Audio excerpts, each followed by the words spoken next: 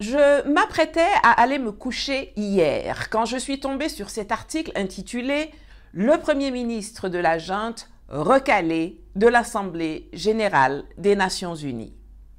Je vous mets l'article ici. Vous pourrez cliquer sur pause pour le lire en détail, mais grosso modo, ce qui est dit, c'est que le Premier ministre nigérien Ali Lamin Zen a fait une note verbale au secrétaire général de l'ONU pour l'informer de son intention de participer à l'Assemblée générale des Nations unies qui a lieu, comme chaque année, au mois de septembre à New York, et qu'il se serait heurté à un refus de la part de Antonio Guterres. Mon sang n'a fait qu'un tour et j'ai donc décidé de consacrer cette chronique de Nathalie pour Afrique Résurrection à cette énième outrance de l'organisation coloniale onusienne envers des représentants et peuples d'Afrique et de vous dire pourquoi le Niger ne doit pas en rester là. Coup de gueule.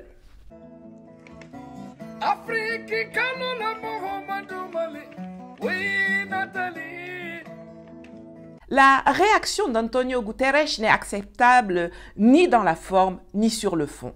Elle n'a pas d'autre but que d'humilier le Niger pour le punir d'avoir l'audace de s'émanciper de la tutelle française. Je vais donc énumérer quelques points que les autorités nigériennes pourraient intégrer dans la lettre qu'ils devraient envoyer dès demain au secrétaire général de l'ONU. Tout d'abord, il convient de rappeler à tous, à commencer par Guterres lui-même, que le secrétaire général de l'ONU n'est pas le patron des États membres de l'Organisation des Nations Unies, ni le camarade des chefs d'État. C'est un fonctionnaire qui est patron des fonctionnaires onusiens, mais en aucun cas il ne peut se mettre sur un pied d'égalité avec un État ou ses dirigeants. Il me semble d'ailleurs que le Premier ministre malien par intérim d'alors, le colonel Abdoulaye Maïga, que je salue amicalement ici, le lui avait fermement rappelé lors de son discours devant l'Assemblée générale l'an dernier à New York, quand le Portugais s'était déjà amusé à sortir des limites de son rôle en s'exprimant sur le différend juridique qui opposait le Mali à son voisin à propos des mercenaires ivoiriens arrêtés sur son sol. Excellence, Monsieur le Secrétaire général, votre position sur l'affaire des mercenaires a été suivie par certains responsables d'Afrique de l'Ouest. Donc, c'est sous votre couvert que nous leur adresserons des messages. À l'endroit du président en exercice de la CEDEAO, M. Oumaro Sissoko Embalo, qui affirme, je cite, « On vient de voir avant-hier la déclaration du secrétaire général des Nations Unies qui dit que ce ne sont pas des mercenaires. Moi, à la place des Maliens, j'aurais relâché ces 49 soldats. » Fin de citation. Je voudrais très respectueusement signifier à ce dernier qu'il existe un principe de subsidiarité, d'ailleurs au contour flou, entre la CEDEAO et les Nations Unies, et non un principe de mimétisme. Également, il est important de lui préciser que le secrétaire général des Nations Unies n'est pas un chef d'État et le président en exercice de la CEDEAO n'est pas un fonctionnaire. Par conséquent, il serait indiqué qu'il ne banalise pas la CEDEAO. Deuxièmement, il paraît indispensable de rappeler aux amnésiques sélectifs que l'ONU, c'est la maison de tout le monde et qu'il n'y a aucune disposition juridique ou réglementaire qui autorise l'ONU à suspendre un de ses membres. Je dis bien aucune. Ni dans la charte, ni dans les règlements, ni dans les procédures. D'ailleurs, cela est également précisé dans l'article que j'ai cité en entame. L'ONU n'a aucun droit de regard sur la gestion interne des États membres. J'entends quelques personnes murmurer que le président Tiani n'a pas prêté serment. Il n'y a aucun texte qui dispose que quelqu'un doit prêter serment quelque part pour siéger à l'ONU ou y prendre la parole. La note verbale adressée par le chef du gouvernement nigérien au secrétaire général des Nations Unies n'avait pas pour but d'obtenir son assentiment ou de demander son autorisation. Elle l'informait simplement, selon les usages diplomatiques, que le Premier ministre prendrait la parole lors des assises onusiennes.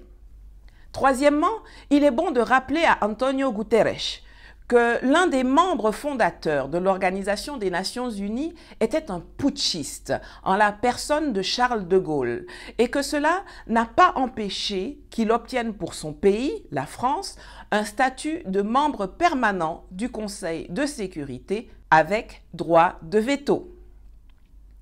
Peut-être qu'on doit aussi lui rappeler que le Premier ministre ukrainien issu du coup d'État de 2014, Arseniy Yatsenyuk, a parlé à la tribune de l'Assemblée générale des Nations unies, tout comme avant lui Augusto Pinochet du Chili, Fidel Castro de Cuba, Ion Ionescu, le putschiste roumain, Muammar Kadhafi de Libye, ou plus près de nous, Al-Sisi d'Égypte, Paul-Henri Damiba du Burkina Faso, Choguel Maïga et Abdoulaye Maïga du Mali, Idriss Déby du Tchad, sans parler des putschistes constitutionnels tels Alassane Dramane Ouattara. C'est juste un micro-échantillon. La liste exhaustive et en provenance de tous les continents est tellement longue qu'on risquerait d'y passer quelques heures. Quatrièmement, il est important de rappeler à Guterres que l'une des missions de l'ONU était de combattre la colonisation, de réussir la décolonisation. Une foultitude de résolutions en atteste.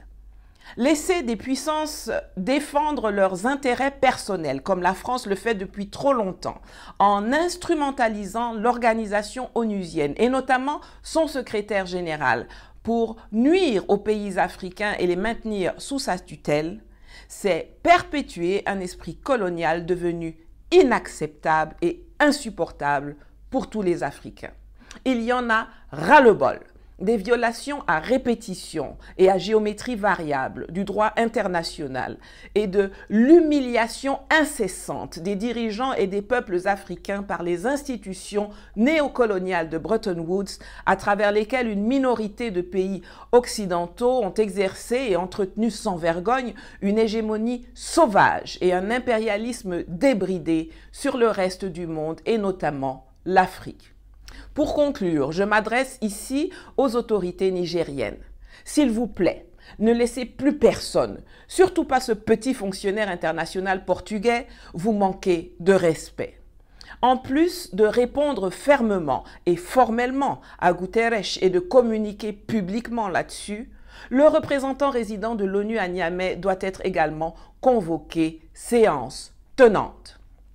Et lorsque, sans vous laisser intimider, sûr de vous et fort du soutien de votre peuple, vous vous rendrez à New York dans 2 semaines, prendre la parole à la tribune des Nations Unies comme vous en avez parfaitement le droit, sachez que vous ne parlerez pas seulement pour 25 millions de Nigériens, mais pour des milliards d'Africains et de citoyens du Sud global qui en ont ras-le-bol d'être piétinés, humiliés, chosifiés et déshumanisés par les Macron, Biden, von der Leyen et Guterres de ce monde.